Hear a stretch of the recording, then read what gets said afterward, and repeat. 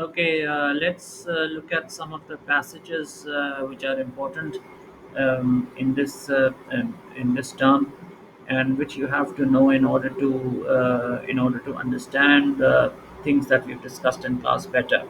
Okay, so the first passage here is related to uh, the three stages that Comte has spoken about. Now, please do understand that this is called the law of three stages. Okay, and there is a linear movement from one stage to the other.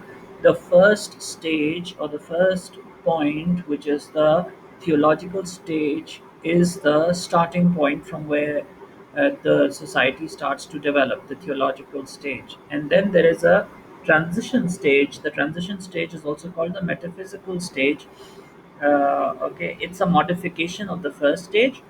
Okay, and in the third stage, which Comte calls the natural stage, the society begins to answer everything in accordance with the laws of science, and that is called the positive state.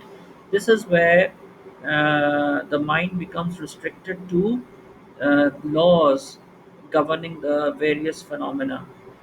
Okay, and here we replace absolute notions with relative notions. Okay, absolute answers, there are no absolute answers. Answers are relative, they are in the context of different societies, in the context of different cultures. For example, you cannot say that any culture is stupid. Okay, if you see someone worshipping, let's say, a snake, you will not say that these people are mindless. No, they have an experience with the snake, which is a positive one. That is why they are doing observing a certain rite. So the experiences are relative, and we try to answer things objectively. Okay, so the positive stage also comes in an industrialized society. All right, the metaphysical stage comes in a society of lawyers and jurists. The theological stage is more related to the military stage, of course, because you are going and fighting wars which usually were fought in the name of religion. The positive stage is the industrial stage. So this is the first passage. The second passage is related to anomie. Anomie is, of course, when you talk about anomie, then we are concerned with Emil Durkheim and the theory of suicide. All right, the absence of norms, the absence of laws, normlessness, as we said. And when we're talking about Durkheim, then we will also talk about we will also talk about solidarity. And the solidarity is of two types: mechanical solidarity, in which people are relatively alike. It unites people, creates cohesion on the basis of the collective work or the similar things that they are doing. Organic solidarity is more a solidarity which is related to the modern era, and here there is specialization, and people are more connected with people who do similar things. Okay, and there is collective awareness in this. And what is the great crisis here? That if all the people of a certain profession disappear, then what's going to happen? That's the big question mark here. Then we go to the third passage, which is more to do with feminism. And here in this passage, there will be two passages. There are two passages in this course which are related to feminism. One is the history of feminism, and the other is the trends in feminism, or the waves in feminism. Okay, so let's look more closely at this passage. So in the medieval period, when we talk about the medieval period, we're talking about the 1500s, 1400s, 1600s, the middle period. So here the women are confined mainly to household work. Okay, they are like the properties for their husbands. Um, um, you know. In Germany, a man has the right to sell his wife in the Middle Ages. Okay, and in America, which is the oldest democracy in the world, women do not have the right to vote until 1920. They cannot conduct businesses. They cannot have control over their own children. Okay, they have very limited access to education.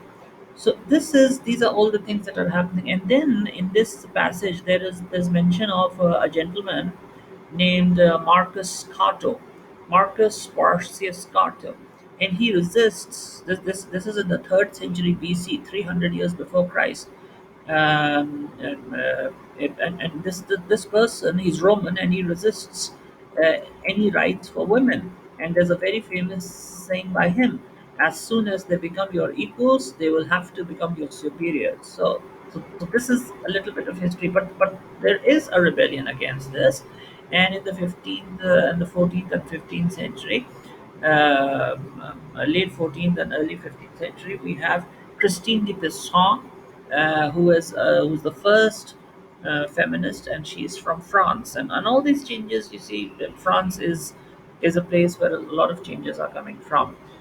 Okay, then we talk about in passage four. We talk about the first wave feminism, as we discussed that feminism came in three or four waves, and this first wave starts. First and foremost, it's a very long wave. It continues for a very long period of time, about 70 years. It starts from the Convention of Seneca Falls in 1848, and here 200 women meet in a church in New York, and they discuss about their grievances and their rights, and they pass resolutions for equal rights, which includes, by the way, the right to vote. Okay. Please do keep in mind that at this stage, abolitionism and female suffrage means the right to vote, feminine suffrage, they are going hand in hand. Abolition means finishing the slavery. Women of color are black women, and they are fighting for the rights of all the women.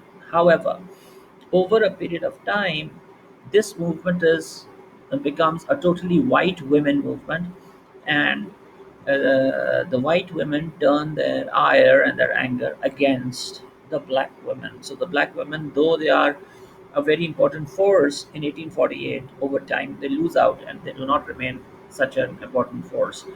Okay, then the next passage is to do with Marxism. Okay, the idea of Marxism. So what do we say here as far as Marxism is concerned?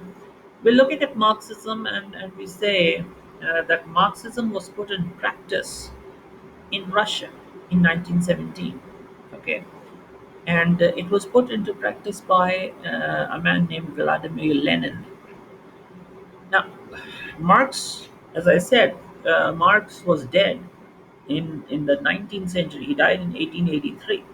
But based on his writings, this person, Vladimir Lenin, he led a revolution in Russia in the name of the peasants. Okay, and he wanted to break the power of a few very rich people. He wanted, and he announced that the peasants will seize the estates. They will become landed. They will that the lot will improve, and they will be masters now.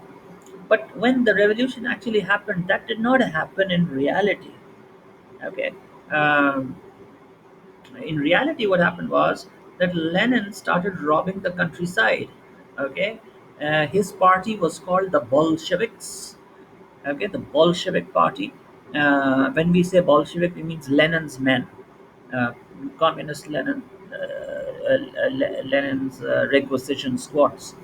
They proceeded against the peasants, and they came up with a policy called requisitioning. Requisitioning means stealing the grain from the common people, from the peasants, and anyone who resisted it was tortured.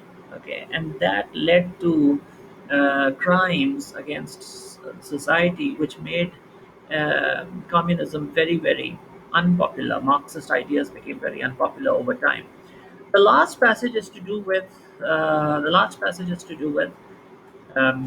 religion of humanity, which is Comte's religion. Now, Comte actually ended up founding a religion. Okay, he saw religion as a state of harmony. He was not against religion. He did not consider religion to be an opium, nor did he consider religion to be a delusion. he believed that religion performed a lot of functions, and that maybe if in the age of positivism there had to be a new religion, and so be it. According to him, religion had three components: doctrine, worship, and moral rule. Now, if a new religion can have those three components, it can very much be a religion. So, in this positivist environment, he comes up with his own religion, and the idea is to eliminate the crisis. What is the crisis? If you remember, there are three stages. The first is theological, the second is metaphysical, the third is the positivist. If people in the same society keep moving in these three different directions, then the society will be in crisis. So he used this new religion to bring people together on a certain point and to bring about some unity among people.